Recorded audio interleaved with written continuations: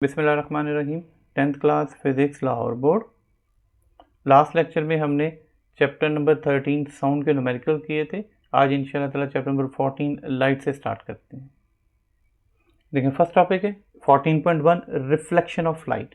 Reflection of light किसे कहते हैं कि जब वाइट लाइट स्ट्राइक करती है किसी भी स्मूथ सरफेस के ऊपर तो ये वापस रिफ्लेक्ट बैक बाउंस बैक होती है इन द सेम मीडियम, उसी मीडियम में वापस चली जाती है जिस चीज़ को रिफ्लेक्शन ऑफ लाइट कहा जाता है।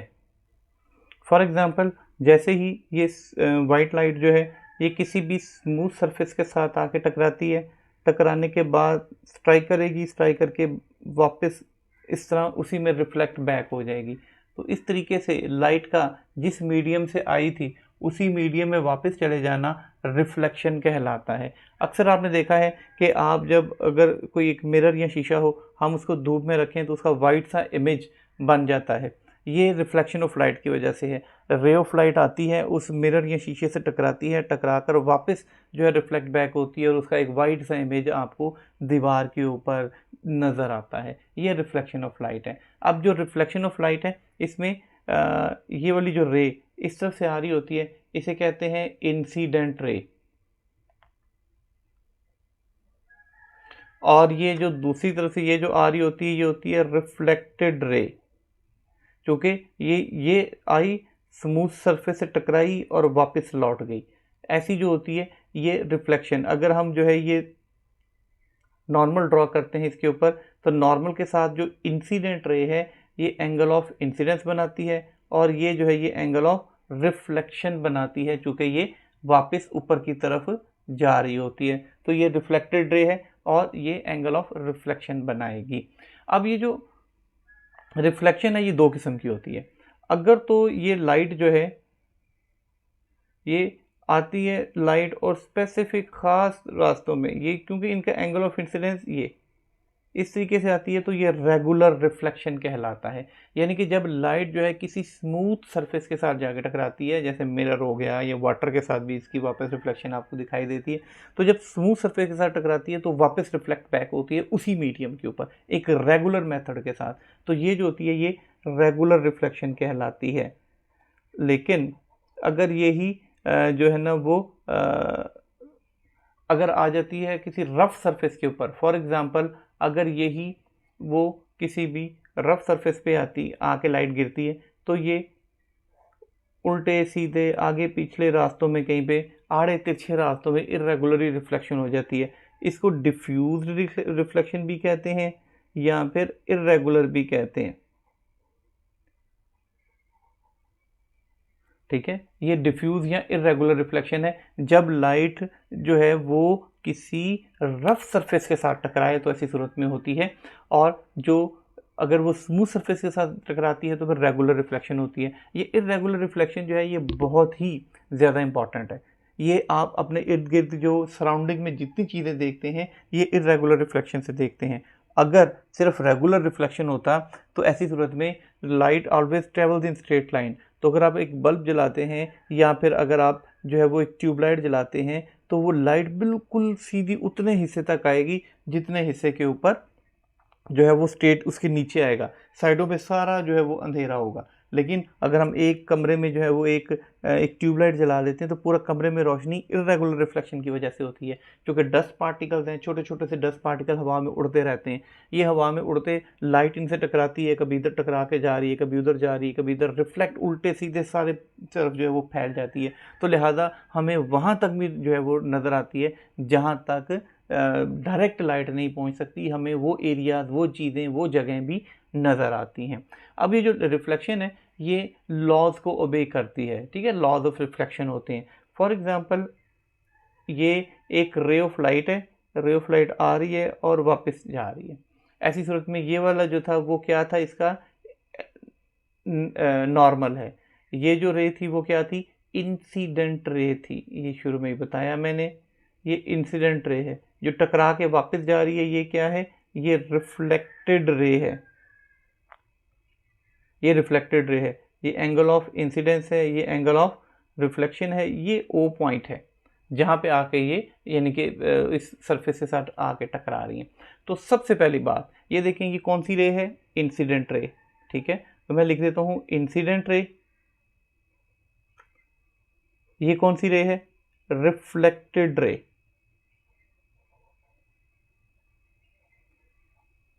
और ये क्या है, नॉर्मल एंड नॉर्मल, यानी कि incident ray, reflected ray and normal all lie on the same plane, यानी कि सब के सब देख लें एक ही प्लेन पे है, ये प्लेन, इसके ऊपर इंसिडेंट रे भी आ रही है, रिफ्लेक्टेड रे भी आ रही है, और इसके ऊपर जो है वो नॉर्मल भी आ रही है। इसी तरीके से एक तो ये हो गया। दूसरा ये होता है कि हमेशा angle of incidence angle of reflection के बराबर है, जितना ही एंगल ऑफ इंसिडेंस होगा उतना ही एंगल ऑफ रिफ्लेक्शन होगा। अगर एंगल ऑफ इंसिडेंस जो है वो बढ़ता जाएगा, मिसाल के तौर पे ये यहाँ से यहाँ तक है, अगर ये ऐसे आएगी तो ये वापस रिफ्लेक्ट बैक भी ऐसे ही होगी, यानी कि जितना एंगल ऑफ इंसिडेंस इंक्रीज होगा एंगल ऑफ रिफ्लेक्शन भी बढ़ जाएगा। तो मतलब ये पता चला that angle of incidence is equal to angle of reflection. ये दो लॉज होते हैं उसके, पहला वाला incident ray, reflected ray and normal they all lie on the same plane, and second one is angle of incidence is equal to angle of reflection. Next topic है हमारा refraction of light. Refraction of light क्या है, reflection क्या था, reflection में क्या था कि when white light strikes on a smooth surface it bounces back, इसमें बाउंस बैक नहीं करती, बल्कि इसमें क्या होता है, when light enters from one medium to another medium, से रेयर टू डेंसर या denser to rare, it changes in speed and direction.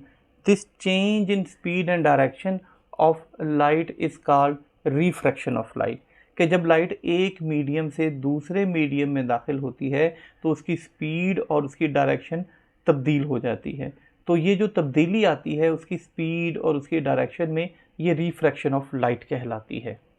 अब आप सपोज करें कि ये जो है हमें गिवन है एक ग्लास स्लैब, ग्लास स्लैब मतलब ग्लास का एक छोटा सा टुकड़ा है। अब जो तो रे ऑफ लाइट आ रही है यहाँ से ऊपर से, फॉर एग्जांपल एक रे ऑफ लाइट ऊपर से आती है, जो रे ऑफ लाइट आएगी, अब यहाँ पे एयर है, एयर जो होती है ये एक रेयर मीडियम है, ठीक है, यहाँ से लाइट आसानी से गुजर जाती है। Light always travels in straight line, light हमेशा स्ट्रेट लाइन में आती जाती है, इसको चाहिए कि ये सीधा इसमें से गुजर जाए। ये है ग्लास, ग्लास जो है ये है डेंसर मीडियम। तो बजाय इसके कि लाइट सीधी गुजरे, लाइट सीधी इसमें से पास नहीं करेगी, बल्कि हल्की सी जो है ना वो बेंड होगी, और बेंड होने के बाद बाहर निकलेगी। अब रे ऑफ लाइट आ रही थी, उसको चाहिए था कि वो सीधी जाती, वो हल्का से जो वो बेंड होती है और वो यहाँ से निकलती है।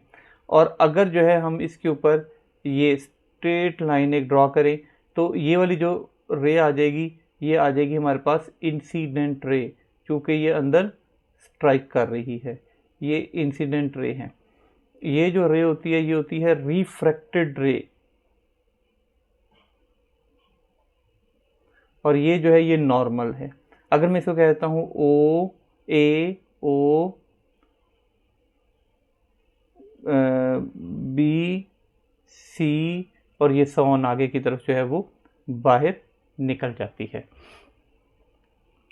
अब यहाँ पे ये एयर है, एयर के अंदर स्पीड ऑफ लाइट जो होती है ये होती है 3 × 10⁸ मीटर पर second, speed of light in air ये है। जबकि ये ग्लास है, ग्लास के अंदर होती है 2 × 10⁸ मीटर पर सेकेंड स्पीड ऑफ लाइट। अब यहाँ पे देखें कि इसकी एक तो डायरेक्शन चेंज होगी, डायरेक्शन इसको सीधा जाना चाहिए था, डायरेक्शन भी चेंज हो गई, स्पीड भी चेंज हो गई। यही चीज़ रिफ्रैक्शन कहलाती है कि जब लाइट जो है वो एक मीडियम से दूसरे मीडियम, ये रेयर है, रेयर मीडियम जिसमें से आसानी से गुजर जाए एयर, और ये एक डेंसर मीडियम है ग्लास जो कि उसकी निस्बत थोड़ा डेंस है, इसमें से गुजरेगी तो उसकी डायरेक्शन और स्पीड में चेंज आएगी। अब अगर ये नॉर्मल है, इसके साथ ये इंसिडेंट रे है, तो ये एंगल ऑफ इंसिडेंस है।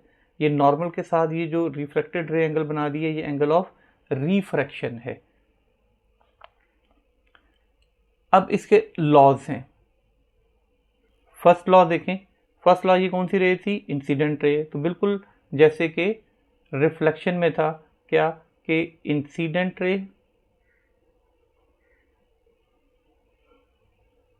ये वाली रे कौन सी है, रिफ्रैक्टेड रे,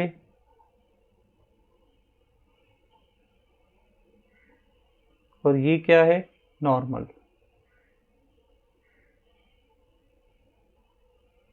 all lie on the same plane, सब के सब एक ही प्लेन पे होंगे, ए ओ और सी। ये देख लें, ये सारे के सारे इंसिडेंट रे, रिफ्रैक्टेड रे, नॉर्मल एक ही पॉइंट पर आ रहे हैं, जिसे कि एक ही प्लेन कहा जाता है। और दूसरा इसका लॉ होता है जिसे स्नेल्स लॉ भी कहते हैं, वो होता है, इसको कहते हैं eta is equal to sine angle I over sine angle R. There is a ratio between sine of angle of incident to the sine of angle of refraction which is called refractive index. इसको जो है इटा, इस word को जो है इटा कहा जाता है, ग्रीक लैंग्वेज का वर्ड है। ये सबसे पहले जो है वो स्नेल्स ने दिए थे। बेसिकली तो ये सबसे पहले जो है वो इब्न हैशम के लॉस हैं, लेकिन बहरहाल इसको जो है वो स्नेल्स लॉ कहा जाता है।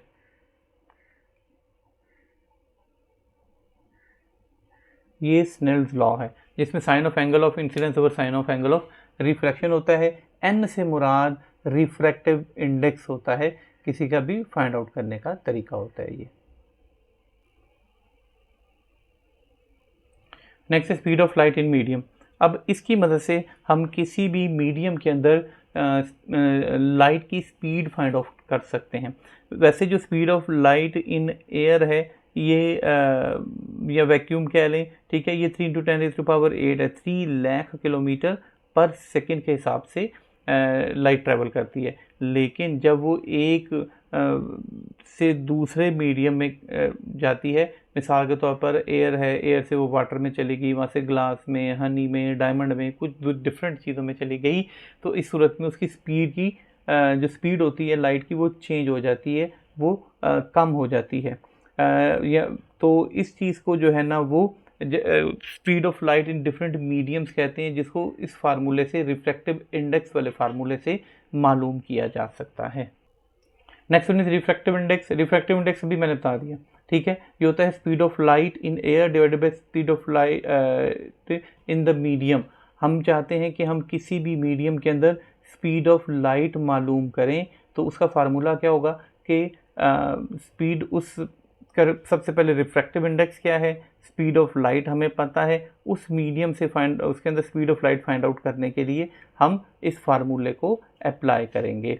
सो refractive index n is equal to c/v, c speed of light in air and v speed of light in that medium. ये देखें, कहते हैं रिफ्रैक्टिव इंडेक्स ऑफ डायमंड, ये कांस्टेंट होता है। हम रिफ्रैक्टिव इंडेक्स ऑफ डायमंड फिर जो है ना, ये हमें गिवन है टेबल में भी, आप साइड पे चेक कर सकते हैं। सो ये जो 2.42 है, तो इसके अंदर स्पीड ऑफ लाइट हमने फाइंड आउट करनी है। सो अब ये देखें, रिफ्रैक्टिव इंडेक्स को n से शो करते हैं, n या eta is equal to 2.42 and speed of light in जो है वो c एयर के अंदर आ गई 3 × 10⁸ मीटर पर सेकेंड, और v जो है हमने फाइंड आउट करना है speed of light in that medium. Formula क्या होता है, n is equal to c/v। तो n की जगह पे क्या आ जाएगा, 2.42 is equal to c 3 × 10⁸ v। अगर हमने v फाइंड करना है, ये इधर और ये इधर हो जाएगा। ऐसी सूरत में v is equal to 3 × 10⁸ 2.42। So 3 divided by 2.42 करेंगे तो ये हमारे पास आ जाएगा 1.23 × 10⁸ मीटर पर सेकेंड। ये speed of light in diamond है।